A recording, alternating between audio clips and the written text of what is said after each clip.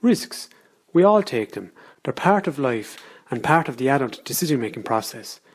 Some risks are worth taking. Example, putting your hand up in class and asking a question, applying for a new job, asking someone out on a date. However, some risks can affect you for the rest of your life. Participating in negative risks seems to be becoming a rite of passage for adolescents. Example, over-drinking, things go too far, drug-taking, prison. Snapchat while driving may lead to accident with serious injury potential. Let's take a closer look at what's happening inside the brain during adolescence. Pathways between the neurons, axons and dendrites are extensively undergoing remodelling. The most used pathways are strengthened and the less used fade. At the same time, the synapses that see little use are pruned away.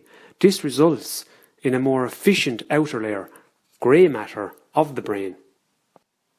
The brain develops from the back to the front. It continues to develop up to the mid-20s. The last part to develop is the prefrontal cortex, and this helps us to think about the consequences or potential consequences of our actions before we do them. It also regulates our behaviour and our emotions. So this makes sense. If the prefrontal cortex is not fully available until well past adolescence, so teenagers may make more impulsive decisions with less regard for potential future consequences. Adolescents take risks not because they don't understand the dangers, but because they weigh the risk versus reward differently to adults and children. Adolescents value the reward more than adults. Their brains are more attuned to oxytocin, which is a neural hormone which makes social connections in particular more rewarding. Their brain reacts to peer exclusion much as they respond to threats to physical health or food supply, which means at a neural level they perceive social rejection as a threat to their existence. Dopamine is released in the brain when a reward is experienced. Adolescents are super sensitive to rewards. However, they're less sensitive to dopamine, which means they need a greater reward to activate the pathway, which leads to greater risk-taking. How does sleep affect adolescents' risk-taking? Adolescents need over 9 hours sleep a night. During adolescence, with the changing of melatonin, a sleep-related hormone release, the sleep-wake cycle is disrupted. This may mean adolescents can sleep until very late at night, but still have to get up for school at the same time. This results in most adolescents being chronically sleep deprived.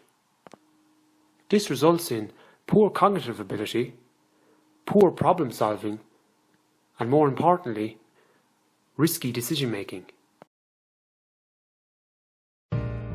Are you an adolescent? Yeah, I'm 19 years old. I'm first year in UL, so I'd say I would be an adolescent. Do you think risk-taking is a bad thing?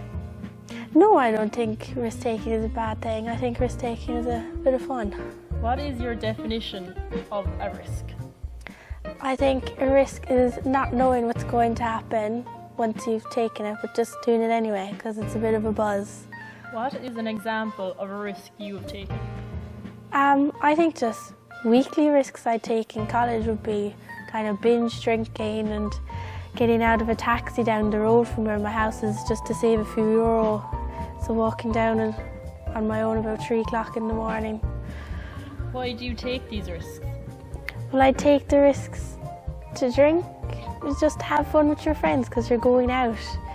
And getting out of a taxi, just save a bit of money, to have some money for the rest of the week. I don't really see them as huge risks, really. Do you think you'll take the same risks in 10 years' time? No, I don't think I'll take the same risks because my priorities and commitments will have changed and I'll be responsible for a lot more, maybe being in a family situation or something. Did you take as many risks when you were younger?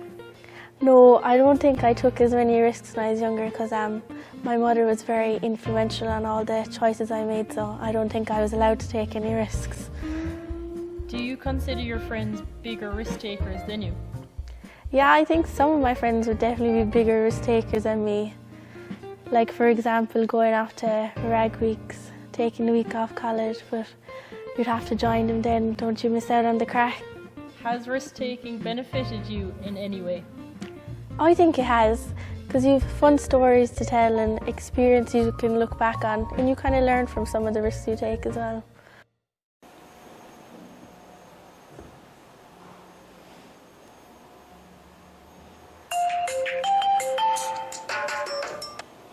Hello? Oh, how are you? Oh, aren't you studying for that exam? Do you know what? I'll be there in 5 minutes. Sure, look, I'll see you there. Goodbye. Bye.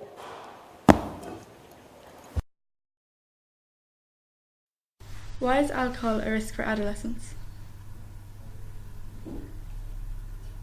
Alcohol delays the development of vital coping, personal and social skills. It can put adolescents in risky situations such as unsafe sex, use of illegal drugs and smoking. It can also lead to the development of physical and mental health problems.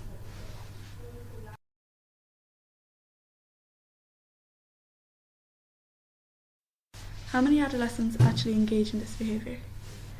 Over one half of 13 to 15 year olds and almost 3/4 of 16 to 17 year olds have previously drank. 20% of 13 to 15 year olds and 50% of 16 to 17 year olds intend to drink within the next year. Over 60% of males, compared to over 50% of females, have drank before the age of 18. And almost 65% of 18 to 24 year olds consume at least 6 standard drinks on one occasion.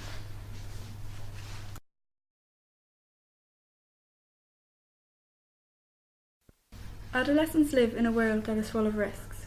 However, not all these risks have to be negative. An adolescent should be willing to embrace some calculated risks which may help them grow and develop as a person.